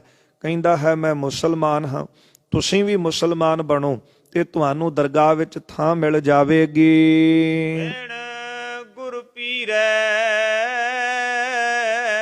ਕੋ ਥਾਏ ਨ ਪਾਈ। ਸਤਿਗੁਰੂ ਬਖਸ਼ਿਸ਼ ਕਰਦੇ ਨੇ ਵਿਣ ਗੁਰ ਪੀਰ, ਪਰ ਗੁਰੂ ਪੀਰ ਨੇ ਕੀ ਹੁਕਮ ਦਿੱਤਾ ਹੈ? ਉਹ ਸ਼ੁਭ ਗੁਣ ਕਮਾਉਣ ਤੋਂ ਬਿਨਾਂ ਥਾਏ ਨਾ ਪਾਈ। ਦਰਗਾਹ ਵਿੱਚ ਥਾਂ ਮਿਲਣ ਵਾਲੀ ਨਹੀਂ। ਕਿਉਂਕਿ ਜਦੋਂ ਕਾਜੀ ਮੁੱਲਾ ਇਕੱਠੇ ਹੋ ਕੇ ਧੰਨ ਗੁਰੂ ਨਾਨਕ ਦੇਵ ਪਾਤਸ਼ਾਹ ਮਹਾਰਾਜ ਜੀ ਨੂੰ ਆ ਕੇ ਸਵਾਲ ਪੁੱਛਣ ਲੱਗੇ, ਮਹਾਰਾਜ ਦੱਸੋ, ਪੁੱਛਣ ਫੋਲ ਕਿਤਾਬ ਨੂੰ ਹਿੰਦੂ ਵੱਡਾ ਕਿ ਮੁਸਲਮਾਨ ਹੋਈ? ਤੇ ਗੁਰੂ ਨਾਨਕ ਸਾਹਿਬ ਮਹਾਰਾਜ ਜੀ ਨੇ ਇਹੋ ਉੱਤਰ ਦਿੱਤਾ ਸੀ, ਬਾਬਾ ਆਖੇ ਹਾਜੀਆਂ ਸ਼ੁਭ ਅਮਲਾਂ ਬਾਝੋਂ ਦੋਨੋਂ ਰੋਈ। ਮਹਾਰਾਜ ਕਹਿਣ ਲੱਗੇ, ਚੰਗੇ ਅਮਲਾਂ ਤੋਂ ਬਿਨਾਂ, ਚੰਗੇ ਕਰਮਾਂ ਤੋਂ ਬਿਨਾਂ ਮਹਾਰਾਜ ਕਹਿੰਦੇ ਦੋਨਾਂ ਨੂੰ ਹੀ ਰੋਣਾ ਪਵੇਗਾ। ਇੱਥੇ ਗੱਲ ਕੀਤੀ ਹੈ ਮਹਾਰਾਜ ਜੀ ਨੇ ਕਿ ਜੇ ਕੋ ਕਵੇ ਕਿ ਮੈਂ ਮੁਸਲਮਾਨ ਹਾਂ, ਮੁਸਲਮਾਨ ਕਰੇ ਵਡਿਆਈ, ਕੱਲਾ ਇਹ ਗੱਲ ਦਾ ਦਾਵਾ ਕਰੀ ਜਾਵੇ, ਕਿਉਂਕਿ ਅੱਜ ਵੀ ਸਮਾਂ ਕੁਝ ਐਸਾ ਹੀ ਹੈ। ਉਹ ਜਿਹੜਾ ਹੈ ਆਪਣੇ ਦੀਨ ਦੀ ਗੱਲ ਕਰਦਾ ਹੈ ਤੇ ਕਹਿੰਦਾ ਹੈ ਬੋਲ ਰਾਮ ਤੇ ਜ਼ੁਲਮ ਕਰਦਾ ਹੈ। ਦੂਜੇ ਦੇ ਗਲ ਦੇ ਉੱਤੇ ਗੋਡਾ ਰੱਖ ਕੇ ਕਵੇਗਾ ਬੋਲ ਰਾਮ ਤੇ ਉਹਨੂੰ ਧੱਕੇ ਨਾਲ ਰਾਮ ਬੁਲਾਵੇਗਾ। ਤੇ ਉਦੋਂ ਤੁਰਕਾਂ ਦਾ ਰਾਜ ਸੀ, ਉਹ ਵੀ ਧੌਣ ਤੇ ਗੋਡਾ ਰੱਖ ਕੇ ਕਹਿੰਦੇ ਸਨ ਬੋਲ ਖੁਦਾ, ਬੋਲ ਅੱਲਾ। ਗੁਰਦੇਵ ਕਹਿੰਦੇ ਏਦਾਂ ਗੱਲ ਨਹੀਂ ਬਣਨੀ। ਭਾਈ ਗੁਰਦਾਸ ਜੀ ਨੇ ਤੇ ਕਿਹਾ ਰਾਮ ਰਹੀਮ ਕਹਾਏ ਦੇ ਇੱਕ ਨਾਮ ਦੋਏ ਰਾਹ ਭੁਲਾਣੇ। ਨਾਮ ਤੇ ਦੋਵੇਂ ਇੱਕ ਸੀ। ਰਾਮ ਦਾ ਅਰਥ ਵੀ ਰਮਿਆ ਹੋਇਆ ਤੇ ਖੁਦਾ ਦਾ ਅਰਥ ਵੀ ਖੁਦ ਆਇਆ ਹੋਇਆ। ਅਰਥ ਤਾਂ ਦੋਨਾਂ ਦੇ ਇੱਕ ਸੀ, ਪਰ ਰਾਹ ਭੁਲਾਣੇ, ਰਾਹ ਕਿਹੜਾ ਫੜਨਾ ਸੀ? ਮਹਾਰਾਜ ਕਹਿੰਦੇ ਕਰਮ ਕਰਨੇ ਕਿਹੜੇ ਸੀ? ਸ਼ੁਭ ਅਮਲਾਂ ਨੂੰ ਤਿਆਗ ਕੇ, ਪਰਮਾਤਮਾ ਦੀ ਭਗਤੀ ਤਿਆਗ ਕੇ ਕੇਵਲ ਆਪਣੇ ਦੀਨ ਦੀ ਗੱਲ ਕਰਨ ਲੱਗ ਪਿਆ। ਕਿਉਂਕਿ ਗੁਰ ਇਤਿਹਾਸ ਵਿੱਚ ਕਿਤੇ ਜ਼ਿਕਰ ਨਹੀਂ ਮਿਲਦਾ ਮਹਾਰਾਜ ਨੇ ਕਿਸੇ ਨੂੰ ਕਿਹਾ ਹੋਵੇ ਕਿ ਤੂੰ ਆਪਣਾ ਧਰਮ ਤਿਆਗ ਤੇ ਸਾਡੇ ਧਰਮ ਵਿੱਚ ਆ, ਜਾਂ ਕਿਸੇ ਨੂੰ ਕਿਹਾ ਹੋਵੇ ਮੁਸਲਮਾਨ ਨੂੰ ਤੂੰ ਛੱਡ ਆਪਣਾ ਦੀਨ ਤੇ ਤੂੰ ਸਿੱਖ ਬਣ। ਕਿਤੇ ਨਹੀਂ ਮਿਲਦਾ ਇਹ ਹਵਾਲਾ। ਮਹਾਰਾਜ ਜਿੱਥੇ ਵੀ ਗਏ ਨੇ ਉਹਨਾਂ ਨੂੰ ਉਹਨਾਂ ਦੇ ਮਤ ਅਨੁਸਾਰ ਹੀ ਉਪਦੇਸ਼ ਦਿੱਤਾ ਹੈ। ਜੇ ਸਤਿਗੁਰੂ ਮੱਕੇ ਵਿੱਚ ਗਏ ਨੇ, ਬਾਬਾ ਫਿਰ ਮੱਕੇ ਗਿਆ, ਨੀਲ ਬਸਤਰ ਧਾਰੇ ਬਨਵਾਰੀ, ਉੱਥੇ ਸਾਰੇ ਕਾਜੀ ਮਿਲਦੇ ਨੇ, ਕਿਉਂਕਿ ਵੱਡੀ ਕਰਾਮਾਤ ਉਹਨਾਂ ਦੇਖੀ। ਗੁਰੂ ਨਾਨਕ ਸਾਹਿਬ ਮਹਾਰਾਜ ਜੀ ਦੀ ਸ਼ਰਨ ਵਿੱਚ ਚੱਲ ਕੇ ਆਏ ਤੇ ਜਦੋਂ ਸਾਰੇ ਕਾਜੀ ਚੱਲ ਕੇ ਆਉਂਦੇ ਨੇ, ਕਾਜੀ ਰੁਕਨਦੀਨ ਵਰਗੇ ਵੀ, ਜਦੋਂ ਉਹਨਾਂ ਨੇ ਉਪਦੇਸ਼ ਮਹਾਰਾਜ ਜੀ ਤੋਂ ਲਿਆ ਸੀ ਕਿ ਸਾਨੂੰ ਕੋਈ ਉਪਦੇਸ਼ ਦੇ ਕੇ ਜਾਵੋ, ਸਾਡਾ ਕਿਸ ਤਰ੍ਹਾਂ ਭਲਾ ਹੋਵੇਗਾ, ਤੇ ਗੁਰੂ ਨਾਨਕ ਸਾਹਿਬ ਮਹਾਰਾਜ ਜੀ ਨੇ ਉਹਨਾਂ ਦੇ ਮਤ ਅਨੁਸਾਰ ਹੀ ਉਹਨਾਂ ਨੂੰ ਉਪਦੇਸ਼ ਦਿੱਤਾ ਸੀ। ਪੰਜ ਨਿਵਾਜਾਂ ਵਕਤ ਪੰਜ, ਪੰਜਾ ਪੰਜੇ ਨਾਓ, ਪਹਿਲਾ ਸੱਚ ਹਲਾਲ ਦੋਏ, ਤੀਜਾ ਖੈਰ ਖੁਦਾਏ, ਚੌਥੀ ਨੀਅਤ ਰਾਸਮਨ, ਪੰਜਵੀਂ ਸਿਫਤ ਸੁਨਾਏ। ਮਹਾਰਾਜ ਕਹਿੰਦੇ ਪ੍ਰਮਾਤਮਾ ਦੀ ਭਗਤੀ ਕਰਕੇ ਤਾਂ ਆਪਣੇ ਆਪ ਨੂੰ ਮੁਸਲਮਾਨ ਕਹਾਇਆ ਜਾ ਸਕਦਾ ਹੈ ਜੇ ਇਹ ਪੰਜ ਨਮਾਜ਼ਾਂ ਪੜ੍ਹਨ ਦੀ ਸਾਨੂੰ ਜਾਚ ਆ ਜਾਵੇ। ਕਿਸੇ ਨੂੰ ਨਹੀਂ ਕਿਹਾ ਕਿ ਆਪਣਾ ਧਰਮ ਤਬਦੀਲ ਕਰ, ਪਰ ਗੁਰਦੇਵ ਇੱਥੇ ਕਹਿੰਦੇ ਨੇ ਇੱਕ ਪਾਸੇ ਮੁਸਲਮਾਨ ਕਰੇ ਵਡਿਆਈ, ਮੁਸਲਮਾਨ ਕਹਿੰਦਾ ਹੈ ਮੈਂ ਮੁਸਲਮਾਨ ਹਾਂ ਤੇ ਤੁਸੀਂ ਵੀ ਸਾਰੇ ਮੁਸਲਮਾਨ ਬਣੋ ਤੇ ਤੁਹਾਡਾ ਪਾਰ ਉਤਾਰਾ ਹੋਵੇਗਾ। ਮਹਾਰਾਜ ਕਹਿੰਦੇ ਵਿਣ ਗੁਰ ਪੀਰ ਹੈ, ਪਰ ਗੁਰੂ ਪੀਰ ਦਾ ਹੁਕਮ ਕੀ ਹੈ? ਉਹ ਕਦੇ ਵਿਚਾਰਦਾ ਹੀ ਨਹੀਂ, ਥਾਏ ਨਾ ਪਾਈ। ਤੇ ਬਿਨਾਂ ਵਿਚਾਰ ਕੀਤਿਆਂ, ਭਗਤੀ ਕੀਤਿਆਂ, ਸੇਵਾ ਕੀਤਿਆਂ ਪਰਮਾਤਮਾ ਦੀ ਦਰਗਾਹ ਵਿੱਚ ਥਾਂ ਮਿਲਣ ਵਾਲੀ ਨਹੀਂ ਹੈ। ਸਾਧ ਸਾਏ ਉਥੇ ਕੋ ਜਾਏ। ਸੋ ਮਹਾਰਾਜ ਬਖਸ਼ਿਸ਼ ਕਰਦੇ ਹਨ, ਰਾਹੁ ਦਸਾਏ ਉਥੈ ਕੋ ਜਾਏ। ਕੋਈ ਵਿਰਲਾ ਹੀ ਹੈ ਜਿਹੜਾ ਦੱਸੇ ਹੋਏ ਰਸਤੇ ਤੇ ਚੱਲਦਾ ਹੈ। ਹੁਣ ਸਿਮਰਤ ਵੇਦ ਪੁਰਾਣ ਪੁਕਾਰਨ ਪੋਥੀਆਂ, ਨਾਮ ਬਿਨਾ ਸਭ ਕੂੜ ਗਾਲੀ ਹੋਸ਼ੀ, ਉਹਦੇ ਵਿੱਚ ਵੀ ਇਹ ਉਪਦੇਸ਼ ਦਿੱਤਾ ਹੈ ਪਰਮਾਤਮਾ ਦੀ ਭਗਤੀ ਕਰਕੇ ਹੀ ਪਾਰ ਉਤਾਰਾ ਹੋਵੇਗਾ। ਜੇ ਇਸਲਾਮਿਕ ਪੁਸਤਕਾਂ ਪੜ੍ਹ ਲਈਏ ਉਹਦੇ ਵਿੱਚ ਵੀ ਖੁਦਾ ਦੀ, ਉਹ ਰੱਬ ਦੀ ਗੱਲ ਕੀਤੀ ਹੈ ਕਿ ਪ੍ਰਭੂ ਦੀ ਭਗਤੀ ਕਰਕੇ ਹੀ ਪਾਰ ਉਤਾਰਾ ਹੋਣਾ ਹੈ। ਸਤਿਗੁਰਾਂ ਨੇ ਇਹੋ ਉਪਦੇਸ਼ ਬਖਸ਼ਿਆ ਹੈ। ਮਹਾਰਾਜ ਕਹਿੰਦੇ ਗੁਰੂ ਪੀਰ ਦੇ ਦੱਸੇ ਹੋਏ ਰਸਤੇ ਤੇ ਕੋਈ ਵਿਰਲਾ ਹੀ ਤੁਰਦਾ ਹੈ, ਬਸ ਕੇਵਲ ਧਰਮ ਦਾ ਲਿਬਾਸ ਪਾ ਕੇ ਤੇ ਝਗੜੇ ਖੜੇ ਕਰਦਾ ਹੈ ਕਿ ਮੇਰੇ ਦੀਨ ਵਿੱਚ ਆਵੋ, ਮੇਰੇ ਧਰਮ ਵਿੱਚ ਆਵੋ, ਆਪਣਾ ਧਰਮ ਤਿਆਗ ਦਿਓ। ਮਹਾਰਾਜ ਕਹਿੰਦੇ ਏਦਾਂ ਗੱਲ ਨਹੀਂ ਬਣਨੀ। ਗੁਰੂ ਪੀਰ ਦੇ ਰਸਤੇ ਹੋਏ ਉਥੈ ਕੋ ਜਾਏ, ਉਹ ਕੋਈ ਵਿਰਲਾ ਹੀ ਉਸ ਰਸਤੇ ਤੇ ਜਾਂਦਾ ਹੈ। ਕਰਨੀ ਬਾਝੋਂ ਪਿਸਤ ਨ ਪਾਏ। ਸ਼ੁਭ ਕਰਨੀ ਤੋਂ ਬਿਨਾਂ ਪਿਸਤ ਨਾ ਪਾਏ। ਪਿਸਤ ਨਾਮ ਸਵਰਗਾਂ ਨੂੰ ਵੀ ਕਿਹਾ ਜਾਂਦਾ ਹੈ। ਮਹਾਰਾਜ ਕਹਿੰਦੇ ਸ਼ੁਭ ਕਰਨੀ ਤੋਂ ਬਿਨਾਂ ਪਰਮਾਤਮਾ ਦੀ ਦਰਗਾਹ ਵਿੱਚ ਥਾਂ ਪ੍ਰਾਪਤ ਨਹੀਂ ਹੋਵੇਗੀ। ਜਿਨੀ ਨਾਮ ਧਿਆਇਆ ਗਏ ਮਸਕਤ ਘਾਲ, ਨਾਨਕ ਤੇ ਮੁਖ ਉਜਲੇ, ਕੀਤੀ ਛੁੱਟੀ ਨਾਲ ਤਿੰਨ ਮੁਖ ਟਿੱਕੇ ਨਿਕਲੇ, ਜਿਨ ਮਨ ਸੱਚਾ ਨਾਉ। ਜਿਨ੍ਹਾਂ ਦੇ ਮਨ ਵਿੱਚ ਪਰਮਾਤਮਾ ਦਾ ਸੱਚਾ ਨਾਮ ਵਸਿਆ ਹੈ, ਇੱਥੇ ਦੇ ਉੱਤੇ ਦਰਗਾਹ ਵਿੱਚ ਜਸ ਦੇ ਟਿੱਕੇ ਲੱਗਣਗੇ। ਭਾਵੇਂ ਕੋਈ ਹਿੰਦੂ ਹੈ, ਭਾਵੇਂ ਕੋਈ ਮੁਸਲਮਾਨ, ਸਿੱਖ, ਈਸਾਈ, ਮੁਸਾਈ, ਕੋਈ ਵੀ ਹੈ, ਜੇ ਉਹ ਭਗਤੀ ਕਰੇਗਾ ਤੇ ਦਰਗਾਹ ਵਿੱਚ ਪ੍ਰਵਾਨ ਹੈ। ਇੱਥੇ ਮਨੁੱਖ ਨੇ ਜਾਤੀਆਂ ਦੇ ਵਿਤਕਰੇ ਖੜੇ ਕੀਤੇ, ਧਰਮ ਦੇ ਵਿਤਕਰੇ ਖੜੇ ਕੀਤੇ, ਪਰ ਗੱਲ ਤੇ ਮਹਾਰਾਜ ਕਹਿੰਦੇ ਤਾਂ ਬਣਨੀ ਹੈ ਜੇ ਸ਼ੁਭ ਅਮਲ ਕਮਾਵਾਂਗੇ, ਜੇ ਚੰਗੇ ਕਰਮ ਕਰਾਂਗੇ, ਪਰਮਾਤਮਾ ਦੀ ਭਗਤੀ ਕਰਾਂਗੇ, ਕਰਨੀ ਬਾਜੇ। ਜੋਗੀ ਕਹਿ ਘਰ ਜੁਗਤ ਦਸਾਈ। ਮਹਾਰਾਜ ਕਹਿੰਦੇ ਲੋਕ ਚੱਲ ਕੇ ਜਾਂਦੇ ਨੇ ਜੋਗੀ ਦੇ ਘਰ ਵਿੱਚ ਕਿ ਇਹ ਸਾਨੂੰ ਪਰਮਾਤਮਾ ਨਾਲ ਜੋੜਨ ਵਾਸਤੇ ਕੋਈ ਜੁਗਤੀ ਦੱਸੇਗਾ। ਕਾਰਨ ਕੰਨ ਮੁੰਦਰਾ ਪਾਈ। ਇਸੇ ਕਾਰਨ ਉਹਨਾਂ ਜੋਗੀਆਂ ਨੇ ਕੰਨਾਂ ਦੇ ਵਿੱਚ ਮੁੰਦਰਾਂ ਪਵਾ ਦਿੱਤੀਆਂ। ਮੁੰਦਰਾ ਪਾਏ ਫਿਰੇ ਸੰਸਾਰ। ਪਰ ਮੁੰਦਰਾਂ ਪਾ ਕੇ ਭਗਤੀ ਪਰਮਾਤਮਾ ਦੀ ਛੱਡ ਕੇ ਪੇਟ ਦੀ ਪੂਰਤੀ ਵਾਸਤੇ ਸੰਸਾਰ ਦੇ ਵਿੱਚ ਭੀਖ ਮੰਗਦਾ ਫਿਰਦਾ ਹੈ। ਮਖਟੂ ਹੋਏ ਕੈ ਕੰਨ ਪੜਾਏ। ਮਹਾਰਾਜ ਕਹਿੰਦੇ ਵਿਹਲੜ ਬਣ ਕੇ ਕੰਨ ਪੜਾ ਕੇ ਲੋਕਾਂ ਦੇ ਘਰਾਂ ਵਿੱਚ ਜਾ ਜਾ ਕੇ ਮੰਗਦਾ ਫਿਰਦਾ ਹੈ। ਜਿੱਥੈ ਕਿੱਥੈ ਸਿਰਜਣਹਾਰ। ਪਰ ਉਹ ਪਰਮਾਤਮਾ ਤੇ ਜਿੱਥੈ ਕਿੱਥੈ ਸਿਰਜਣਹਾਰ, ਉਹ ਤਾਂ ਇਹ ਨਹੀਂ ਕਿ ਤੇਰੇ ਘਰ ਵਿੱਚ ਨਹੀਂ, ਤੇਰੇ ਬਾਹਰ ਨਹੀਂ, ਤੇਰੇ ਸ਼ਹਿਰ ਵਿੱਚ ਨਹੀਂ, ਤੇਰੇ ਨਗਰ ਵਿੱਚ ਨਹੀਂ, ਉਹ ਜੰਗਲਾਂ 'ਚ ਹੀ ਬੈਠਾ ਹੈ। ਇਹ ਜਿਹੜਾ ਜੋਗੀ ਸੀ, ਇਹਨੇ ਕੰਨ ਪੜਵਾ ਕੇ ਰਾਜੇ ਗੋਪੀ ਚੰਦ ਵਰਗੇ, ਰਾਜੇ ਭਰਥਰੀ ਵਰਗੇ ਪਰਮਾਤਮਾ ਦੀ ਪ੍ਰਾਪਤੀ ਵਾਸਤੇ ਜੋਗੀਆਂ ਪਿੱਛੇ ਲੱਗ ਕੇ ਘਰ-ਬਾਰ ਤਿਆਗ ਕੇ ਜੰਗਲਾਂ ਵਿੱਚ ਚਲੇ ਗਏ। ਪਰ ਉੱਥੇ ਵੀ ਜਾ ਕੇ ਗੱਲ ਨਹੀਂ ਬਣੀ, ਕਿਉਂਕਿ ਸਤਿਗੁਰੂ ਕਿਰਪਾ ਕਰਦੇ ਨੇ ਜਿੱਥੈ ਕਿੱਥੈ ਸਿਰਜਣਹਾਰ। ਉਹ ਪਰਮਾਤਮਾ ਤੇ ਹਰ ਥਾਂ ਤੇ ਮੌਜੂਦ ਹੈ। ਸਭ ਗੋਬਿੰਦ ਹੈ, ਸਭ ਗੋਬਿੰਦ ਹੈ, ਗੋਬਿੰਦ ਬਿਨ ਨਹੀਂ ਕੋਈ। ਉਹ ਪਰਮਾਤਮਾ ਤੇ ਹਰ ਥਾਂ ਤੇ ਹੈ। ਜਿਸ ਤਰ੍ਹਾਂ ਮੁਕਰ ਮਾਹੇ ਜੈਸੇ ਸ਼ਾਈ, ਸਗਲ ਬਨਸਪਤ ਮੈਂ ਬੈਸੰਤਰ, ਸਗਲ ਦੂਧ ਮੈਂ ਘੀਆ, ਊਚ ਨੀਚ ਮੈਂ ਜੋਤ ਸਮਾਣੀ, ਘਟ ਘਟ ਮਾਧੋ ਜੀਆ। ਮੁੰਦਰਾਂ ਪਾ ਕੇ ਸੰਸਾਰ ਵਿੱਚ ਭਿੱਖਿਆ ਮੰਗਦਾ ਫਿਰਦਾ ਹੈ, ਪਰ ਉਹ ਪਰਮਾਤਮਾ ਤੇ ਹਰ ਥਾਂ ਤੇ ਮੌਜੂਦ ਹੈ। ਮਹਾਰਾਜ ਕਹਿੰਦੇ ਜਿੰਨੇ ਹੁਣ ਇਹ ਜੀਵ ਨੇ, ਲੋਕ ਨੇ, ਧਰਮ ਦੀ ਗੱਲ ਕਰਨ ਵਾਲੇ ਇਹ ਬਣੇ ਸੀ, ਉਹਨੇ ਹੀ ਇਹਨਾਂ ਨੇ ਰਾਹ ਚਲਾ ਲਏ ਵੱਖਰੇ ਵੱਖਰੇ। ਚੀਰੀ ਆਈ ਢਿੱਲ ਨਾ ਕਾਊ। ਪਰ ਦੱਸੋ ਕਿਸੇ ਰਸਤੇ ਨੇ ਬੰਦੇ ਨੂੰ, ਸੰਸਾਰ ਨੂੰ ਕਦੇ ਅਮਰ ਕੀਤਾ ਹੈ?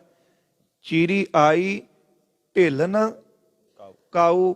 ਜਦੋਂ ਪਰਮਾਤਮਾ ਦੀ ਉਹ ਚੀਰੀ ਚਿੱਠੀ ਆਉਂਦੀ ਹੈ, ਜਦੋਂ ਦਰਗਾਹੀ ਫਰਮਾਨ ਆਉਂਦਾ ਹੈ, ਜਿਨ ਕੀ ਚੀਰੀ ਪਾਟੀ ਭਾਈ, ਉਹ ਤਿੰਨਾਂ ਮਰਨਾ ਭਾਈ, ਜਿਨ੍ਹਾਂ ਦੀ ਦਰਗਾਹ ਤੋਂ ਚਿੱਠੀ ਆਉਂਦੀ ਹੈ, ਮਹਾਰਾਜ ਕਹਿੰਦੇ ਢਿੱਲ ਨਾ ਕਾਹੂ। ਉਹਨਾਂ ਨੂੰ ਫਿਰ ਕਿਤੇ ਵੀ ਇਸ ਸੰਸਾਰ ਤੋਂ ਉੱਠਣ ਲੱਗਿਆਂ ਢਿੱਲ ਨਹੀਂ ਲੱਗਦੀ। ਭਾਵੇਂ ਕੋਈ ਮੁਸਲਮਾਨ ਸੀ, ਭਾਵੇਂ ਕੋਈ ਹਿੰਦੂ ਸੀ, ਭਾਵੇਂ ਕੋਈ ਬ੍ਰਾਹਮਣ ਸੀ, ਭਾਵੇਂ ਕੋਈ ਜੋਗੀ ਸੀ, ਭਾਵੇਂ ਕੋਈ ਵੀ ਕਵੇ ਕਿ ਮੇਰੇ ਰਸਤੇ ਉੱਤੇ ਚੱਲੋ ਤੇ ਕਦੇ ਮਰੋਗੇ ਨਹੀਂ। ਮਹਾਰਾਜ ਕਹਿੰਦੇ ਗੱਲ ਬਿਲਕੁਲ ਝੂਠੀ ਹੈ। ਜੋਗੀ ਜਤੀ ਬ੍ਰਹਮਚਾਰੀ ਵੱਡੇ ਵੱਡੇ ਛਤਰਧਾਰੀ ਅੱਜ ਬੜੇ ਜੋਗਮਤ ਤੁਰੇ, ਉਦੋਂ ਵੀ ਜੋਗਮਤ ਸਨ। ਗੁਰੂ ਨਾਨਕ ਦੇਵ ਪਾਤਸ਼ਾਹ ਜੀ ਨੂੰ ਵੀ ਜੋਗੀਆਂ ਨੇ ਇਹ ਕਿਹਾ ਸੀ ਕਿ ਤੁਸੀਂ ਜੋਗਮਤ ਧਾਰਨ ਕਰ ਲਓ। ਮਹਾਰਾਜ ਕਹਿੰਦੇ ਫਿਰ ਕਹਿਣ ਲੱਗੇ ਜੋਗਮਤ ਧਾਰਨ ਕਰੋਗੇ ਤੇ ਫਿਰ ਤੁਹਾਡੀ ਉਮਰ ਲੰਬੀ ਹੋ ਜਾਵੇਗੀ। ਮਹਾਰਾਜ ਕਹਿੰਦੇ ਦੱਸੋ ਫਿਰ ਮੌਤ ਨਹੀਂ ਆਵੇਗੀ?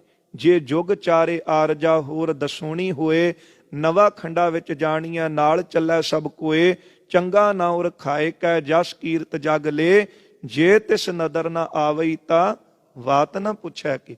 ਮਹਾਰਾਜ ਕਹਿੰਦੇ ਗੱਲ ਤਾਂ ਉਹਦੇ ਨਦਰ ਵਿੱਚ ਆਉਣ ਦੀ ਹੈ ਨਾ, ਕੀ ਫਾਇਦਾ ਇੰਨੀ ਲੰਬੀ ਉਮਰ ਦਾ ਜੇ ਉਹਦੀ ਨਦਰ ਵਿੱਚ ਹੀ ਨਾ ਆਏ। ਸਤਿਗੁਰੂ ਬਖਸ਼ਿਸ਼ ਕਰਦੇ ਹਨ ਕਿ ਚੀਰੀ ਆਈ ਢਿੱਲ ਨਾ ਕਾਹੂ। ਜਦੋਂ ਦਰਗਾਹੀ ਫਰਮਾਨ ਆਉਂਦਾ ਹੈ, ਉੱਥੋਂ ਚਿੱਠੀ ਆਉਂਦੀ ਹੈ, ਫਿਰ ਸੰਸਾਰ ਤੋਂ ਚੱਲਣ ਲੱਗਿਆਂ ਢਿੱਲ ਨਹੀਂ ਲੱਗਦੀ। ਜਿਹੜਾ ਇੱਥੇ ਪ੍ਰਮਾਤਮਾ ਦਾ ਨਾਮ ਜਪੇਗਾ ਜਾਂ ਸ਼ੁਭ ਰਸਤੇ ਉੱਤੇ ਚੱਲੇਗਾ, ਉਹੀ ਦਰਗਾਹ ਵਿੱਚ ਜਾ ਕੇ ਸੰਜਾਣਿਆ ਜਾਵੇਗਾ, ਪਛਾਣਿਆ ਜਾਵੇਗਾ। ਰੇ ਰੇ ਦਰਗਾਹ ਕਹਿ ਨਾ ਕੋ ਆਓ ਬੈਠ, ਆਦਰ ਸ਼ੁਭ ਦੇਉ। ਗੱਲ ਲਿਬਾਸ ਨਾਲ ਨਹੀਂ ਬਣਨੀ, ਗੱਲ ਏਦਾਂ ਨਹੀਂ ਬਣਨੀ ਮੈਂ ਮੁਸਲਮਾਨ, ਮੈਂ ਹਿੰਦੂ, ਮੈਂ ਸਿੱਖ। ਮਹਾਰਾਜ ਕਹਿੰਦੇ ਜਿਨੇ ਇੱਥੇ ਸ਼ੁਭ ਮਾਰਗ ਨੂੰ ਜਾਣਿਆ ਹੈ, ਚੰਗੇ ਰਸਤੇ ਨੂੰ ਜਾਣਿਆ ਹੈ, ਸ਼ੁਭ ਕਰਨੀ ਨੂੰ ਕਮਾਇਆ ਹੈ, ਉਹੀ ਦਰਗਾਹ ਵਿੱਚ ਸਜਾਣਿਆ ਜਾਵੇਗਾ, ਜਾਣਿਆ ਜਾਵੇਗਾ। ਹੋਰ ਫੱਕੜ ਹਿੰਦੂ ਮੁਸਲਮਾਨ। ਮਹਾਰਾਜ ਕਹਿੰਦੇ ਹੋਰ ਗੱਲਾਂ ਫਜ਼ੂਲ ਨੇ, ਕੋਈ ਕਵੇ ਮੈਂ ਹਿੰਦੂ ਕੋਈ ਮੁਸਲਮਾਨ, ਸਭਨਾ ਕਾ ਦਰ ਲੇਖਾ ਹੋਏ। ਦਰਗਾਹ ਵਿੱਚ ਸਾਰਿਆਂ ਦਾ ਹੀ ਲੇਖਾ ਹੋਵੇਗਾ। ਕਰਨੀ ਬਾਝੋਂ ਤਰੈ ਨ ਕੋਈ। ਸ਼ੁਭ ਕਰਨੀ ਤੋਂ ਬਿਨਾ ਕੋਈ ਵੀ ਨਹੀਂ ਤਰੇਗਾ। ਸੱਚੋ ਸੱਚ ਵਖਾਣੈ ਕੋਏ। ਮਹਾਰਾਜ ਕਹਿੰਦੇ ਕੋਈ ਵਿਰਲਾ ਹੀ ਹੈ ਜਿਹੜਾ ਸੱਚੇ ਰਸਤੇ ਤੇ ਚੱਲ ਕੇ ਉਸ ਸੱਚ ਨੂੰ ਕਮਾਉਂਦਾ ਹੈ। ਨਾਨਕ ਅੱਗੇ ਪੁੱਛ ਨ ਹੋਏ। ਫਿਰ ਉਹਨਾਂ ਨੂੰ ਦਰਗਾਹ ਦੇ ਵਿੱਚ ਉਹਨਾਂ ਦਾ ਲੇਖਾ ਜੋਖਾ ਨਹੀਂ ਪੁੱਛਿਆ ਜਾਂਦਾ।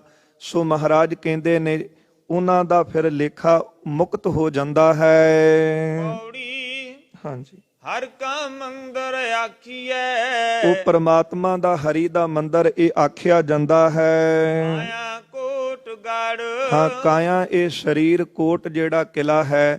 ਸੋ ਮਹਾਰਾਜ ਕਹਿੰਦੇ ਇਹੋ ਹੀ ਪ੍ਰਮਾਤਮਾ ਦਾ ਹਰੀ ਦਾ ਮੰਦਰ ਹੈ। ਅੰਦਰ ਲਾਲਚ ਵੇ ਹਰੀ। ਇਸ ਹਰੀ ਦੇ ਮੰਦਰ ਵਿੱਚ ਹੀ ਰਤਨ ਨੇ, ਜਵੇਹਰ ਨੇ, ਲਾਲ ਹਨ, ਮਾਣਕ ਹਨ, ਸ਼ੁਭ ਗੁਣਾਂ ਦਾ ਖਜ਼ਾਨਾ ਹੈ। ਗੁਰਮੁਖ ਹਰ ਨਾਮ ਪੜ।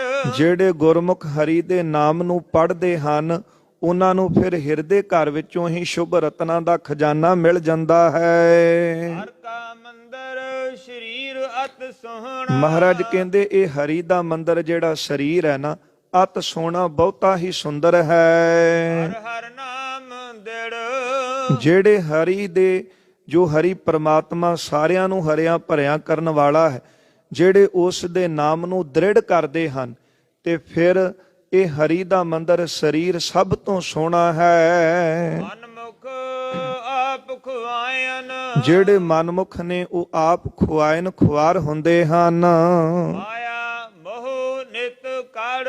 ਹਾਂ, ਮਾਇਆ ਦੇ ਮੋਹ ਦੇ ਵਿੱਚ ਜਿਹੜੇ ਰੁੱਝੇ ਹੋਏ ਹਨ ਸੋ ਉਹ ਮਨ ਦੇ ਪਿੱਛੇ ਚੱਲਣ ਕਰਕੇ ਖੁਆਰ ਹੁੰਦੇ ਨੇ।